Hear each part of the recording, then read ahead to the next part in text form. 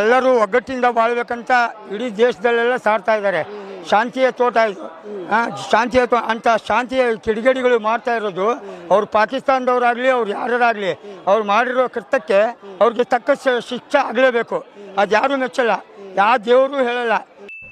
ಇದು ಆಕ್ಚುಲಿ ಚೆನ್ನಾಗಿರೋ ಅವ್ರು ಇನ್ನೊಂದು ಧರ್ಮಕ್ಕೆ ಟಾರ್ಗೆಟ್ ಮಾಡಿ ಇನ್ನೊಂದು ಧರ್ಮಕ್ಕೆ ಇದು ಮಾಡಿ ಕೊಡ್ರಿ, ಅಹಿಂಸೆ ಮಾಡಿರಿ, ಇದು ಕೊಡ್ರಿ, ಆಶ್ವಾಸನೆ ಕೊಡ್ರಿ ಅಂತೇಳಿ ಯಾರು ಅಲ್ಲ.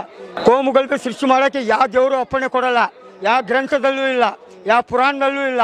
ಇವ್ರು ಮಾಡ್ತಾ ಇರೋದು ಅಂತ ಅಪರಾಧಿಗಳಿಗೆ ತಕ್ಕ ಶಿಕ್ಷೆ ಆಗಬೇಕನ್ನೋದು ನಮ್ಮದು.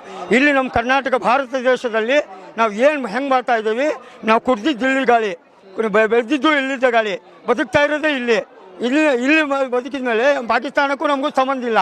ಇವರು ಅಲ್ಲಿ ದೇಶ ತಗೊಂಡ್ಬಂದು ಇಲ್ಲಿ ಹುಟ್ಟು ಹಾಕೋದು ಯಾ ನ್ಯಾಯ?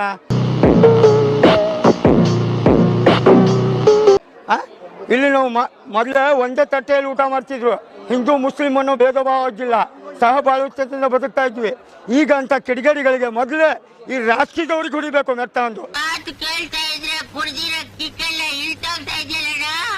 ರಾಜಕೀಯದವ್ರು ಸರಿ ಇಲ್ಲ.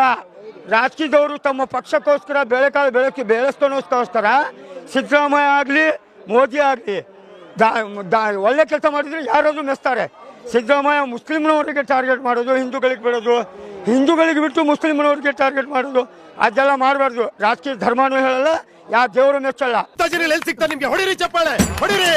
ಅವ್ರು ಏನಂದ್ರೆ ತಮ್ಮ ಕೆಲಸ ಏನೈತಿ ಸ್ವಾರ್ಥದಿಂದ ನಿಸ್ವಾರ್ಥದಿಂದ ಪ್ರಮುಖತೆ ಕೊಡಬೇಕು. ಎಲ್ಲರೂ ಸಹಬಾಳ್ವೆಯಿಂದ ಬದುಕೋಕೆ ಒಂದು ಅವಕಾಶ ಮಾಡಿಕೊಡ್ಬೇಕು. ಅಂಥ ಕಿಡಿಗೇಡಿಗಳಿಗೆ ತಕ್ಕ ಶಿಕ್ಷೆ ಆಗಬೇಕನ್ನೋದೇ ಪ್ರತಿಯೊಬ್ಬರು, ನನ್ನೊಬ್ಬನೇ ಇದಲ್ಲ, ಜನ ಅಪೇಕ್ಷೆ ಪಡೋದೇ ಅದು. ನಾವು ಅಣ್ಣ ತಮ್ಮಂದಿರ ಥರ ಬಾಳೋಣ. ಏನ್ ಮಾತಂತ ಹೇಳಿದ್ರಿ ಸರ್ ನೀವು? Really hats off sir, hats off. ಈ MTV ಸಿಟಿ ಯುಗದಲ್ಲಿ ಖುಷಿಯಾಗಿರುತ್ತೆ.